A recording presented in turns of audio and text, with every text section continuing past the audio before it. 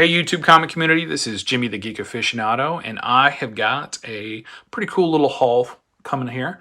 I hit my LCS and I hit half price books and picked up a couple of things on the internet off of Instagram, YouTube, somewhere in there. And I got some cool stuff to show. So first up, I'm at half price books because I like to, shop there for cheap books, at quote unquote half price. And I picked up this little run. This is Where Monsters Dwell. It's during the Secret Wars run. I have no idea what this is about. I'm looking forward to kind of reading it a little bit. But what I do enjoy is these really cool Frank Cho covers. All right, we got one, we've got two, we've got issue 3. Love Frank Cho's work. Especially, he does great work with these like Savage Land, Savage Tales kind of stuff, dinosaurs, Sheena and Jungle Girl looking girls. And this is issue number 4. And I dug. They're $1.50 each. So why not, right? Cool, fun little group of Frank Cho covers. I love the guy's work. He does a great job. All right, so here's some older stuff. I've been after these for a long time. They've been on the list in the book for quite a long time. X-Men 100. They released multiple variant covers for it. Right, it was back before variants were a thing, really, like really a serious thing. At least not for Marvel. So this is one of them. I want to say this is the Art Adams cover. But yeah, there's like 3 or 4 that I just didn't quite have yet. So yeah, I was glad to find these. And then I got this one here. This is John Romita Jr. with Rogue punching the Beetle. Oh, he's pulling her hair. That's always a bad idea. Well, in a fight anyway. So, very cool. $1.50. No big deal. Some Supermans. This is from 02. This is issue number 185. This is the second series of Superman. Because at one point they when John Byrne took over, they kind of redid the whole Superman series run. They took the original Superman, they made it Adventures of Superman, and they created a whole new Superman title, and that's what this is. So this is volume 2, and then they closed this off, and they went back to the they took the Adventures of Superman, went back to the original Superman title and numbering and all that. So that's cool, but it fits into the run. Here's another one that fits into the run. This is Batman New 52, Volume 2, number 12. I probably said this a dozen times already as I'm repicking up this whole run.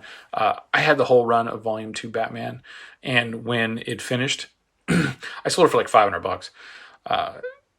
Clearly, they're not worth that now because now we're going to the whole new thing. Tom King and now James Tynion, and those are really popular and valuable. But I've been picking these up for like $1.50 afterwards. So that just goes to show you that trend doesn't always stay, right? The value doesn't always stay. So be mindful, pay what you want to pay, but be mindful of trend values. Here we go. Here's another, I kind of got these a little bit out of order, but no big deal. Here's another Superman. This is Action Comics. This was $1. Action Comics number 809, January of 04. I think this is Pasquale Ferry is the cover artist here. But again, just fits into that run, trying to nail down that run and get those out of the way.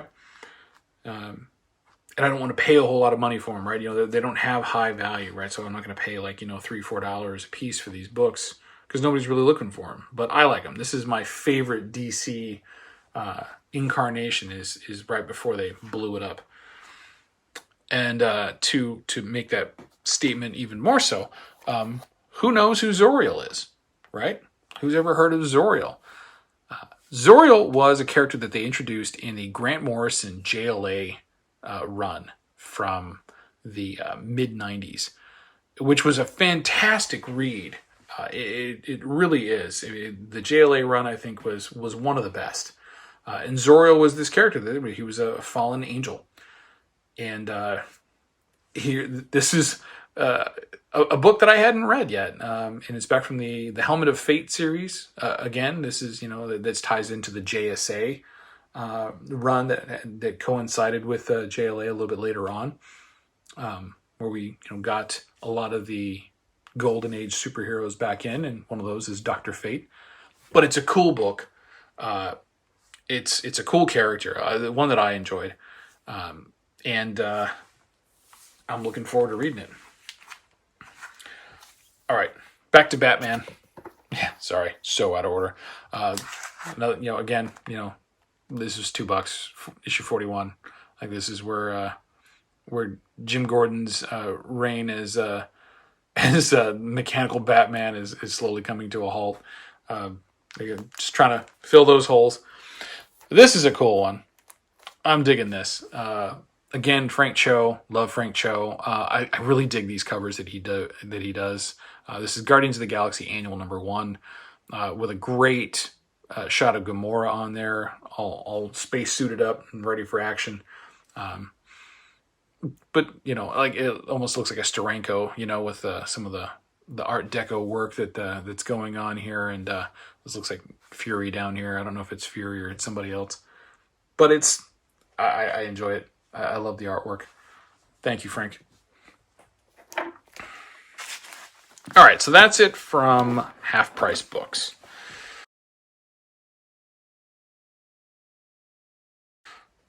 All right, so we're going to traipse on over to my LCS. And I'm in there not too long ago. And what do they have? A series that has been difficult to come across. It really has. And it was a great price. I think it was like $20 for the whole series. So for $4 a piece, I'm happy to pay it. It's 5 Ronin. Now this is a series of 5 issues that are one-shots featuring different characters in the Marvel universe in like feudal Japan style. But this is a really cool one. So this is Wolverine. This one's Hulk with a really cool Mark Brooks cover. I don't know if Brooks did the whole thing. I don't think he did. I think the interiors are done by the same people, but I think the exteriors are done differently. This is also very cool. This is a really cool cover. This is 5 Ronin the Punisher, issue #3. Now, those first 3 don't really go, for a whole lot. But what does go for a lot, especially in a 9.8, which I think this one will get, is this issue here. This is issue #4. This is Psylocke. This is a David Mack cover.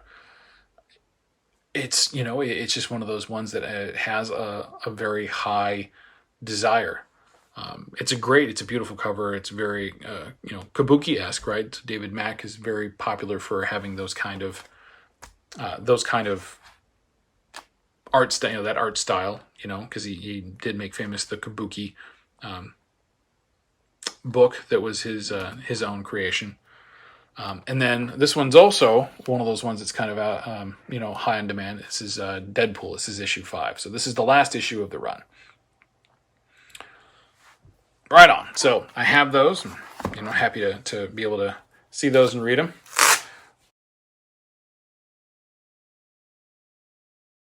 This is a pickup from, this is from Torpedo Comics. This is World's Finest number 302. This is one that was on a claim sale.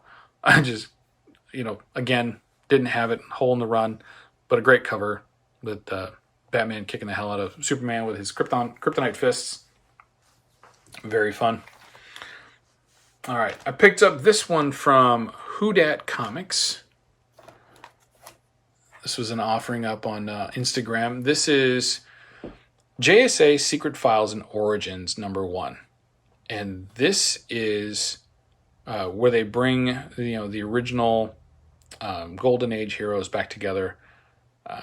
And they also bring in this character right here of Hawk Girl, but it's the Kendra Saunders version of Hawk Girl, right? So you'll have to know the way that the Hawk Girl, Hawk Man, kind of thing works with the reincarnation. But yes, so it's Kendra Saunders, and that's really all I'm going to go into on it.